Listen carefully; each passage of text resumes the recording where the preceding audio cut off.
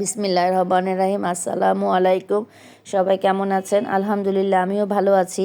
প্রতিদিনের মতো আরেকটা ভিডিও নিয়ে আসলাম। যদিও এটা 1 মাস আগের ভিডিও, 1 মাস হয় নাই, কিছুদিন বাকি, সেটার আগের ভিডিও। আমার মেয়ে চলে যাওয়ার ভিডিও। তারপর আমার মেয়ে শনিবারে চলে যাবে, তো শুক্রবার দিন সকালবেলা আমাকে বাসা থেকে এসে নিয়ে গেল সারাদিন ওদের এখানে থাকার জন্য। তো সেটাই গেলাম, একটা কেক কিনে কেক ওরে কাটালাম, কারণ এই বছর তার কেক কাটতে পারবে না। কেক টেক কেটে আবার আমরা চলে গেলাম ওর বাবার ফ্রেন্ড, ফ্রেন্ড হলেও তারা একদম আপনের মতো, চাচা, আপন চাচার মতোই দায়িত্ব কর্তব্যগুলো পালন করতেছে।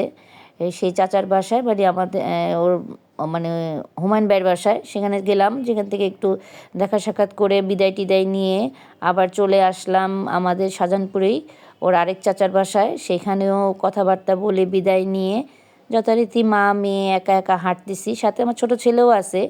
ও ভিডিও নিচ্ছে দেখে ওকে দেখা যাচ্ছে না। তা আমরা হাঁটতে হাঁটতে গেলাম আমার বাবার বাসায়। যেহেতু আর ভিডিও ওদের সবার কাছ থেকে বিদায় নেওয়া হবে না, তাই রাতের বেলায় আমরা একদিনেই সব অনেকগুলো কাজ সারলাম। এখন তারপরের দিন যথারীতি শনিবার, যেদিন আমার মেয়ে চলে যাবে বিকেলবেলা, তো আমার দেবর আসছিল দেখা করার জন্য, আমার ছোট দেবর। তো ওর ছেলে বড়টা নিয়ে বিড়াল নিয়ে খেলা করতেছিল। আমার মেয়ে বাসায় তো অনেকগুলো বিড়াল, ওর শাশুড়ি বিড়াল পালে, সেটা নিয়ে খুব মজা করতেছিল আমার দেবরের ছেলেটা। তারপরে যথারীতি দুপুরবেলা ওর ফ্রেন্ডরা আসলো, সবাই মজা করতেছিল যে তোর বিয়ের সময় তো আমরা তোকে নিয়ে কোনো আনন্দ করতে পারি নাই, তোকে সাজাইতে পারি নাই, তোর কিছু করতে পারি নাই, তো এখন আমরা করব।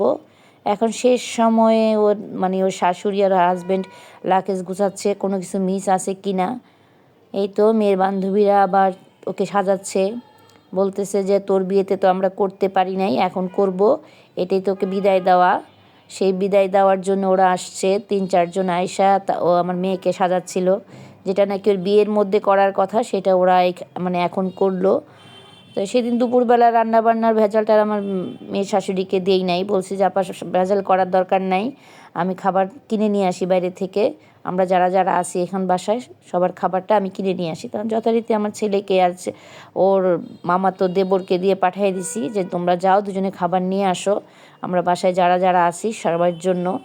তো আমার এর মধ্যে আমার দেবর আসছিল, ওটার জন্যই তাড়াতাড়ি করছি, যখন আমার মেয়ের শাশুড়ি বাসায় ছিল না, ও আসতে আসতে একটু সময় লাগবে, এই জন্য আমি বললাম যে ঠিক আছে, সমস্যা নাই, কথা বলে মেয়ের শাশুড়িকে তখন খাবার কিনতে পাঠিয়ে দিছি। তো আমার দেবর খায়নি, যা আর একটু খাইছে, আর মেয়ের বান্ধবীরা ছিল, ওরা খাইছে, আর বাকি মেয়ের শ্বশুরবাড়ির লোকজন ছিল।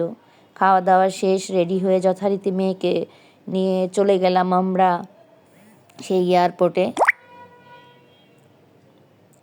চলে গেলাম। গাড়ির মধ্যে আমরা সবাই বসে আছি, মেয়ের বান্ধবী আর আমি, আমার মেয়ের শাশুড়ি, মেয়ের জামাই, মেয়ের মামা, শ্বশুর, তারপরে দেবর, মামাতো দেবর, ননদ, এরা সবাই মিলে পরে আমরা এক গাড়িতে করে চলে গেলাম। আর আরেক গাড়িতে আবার আমার ভাই বোন ওরা আসতেছিল বিদায় দেওয়ার জন্য।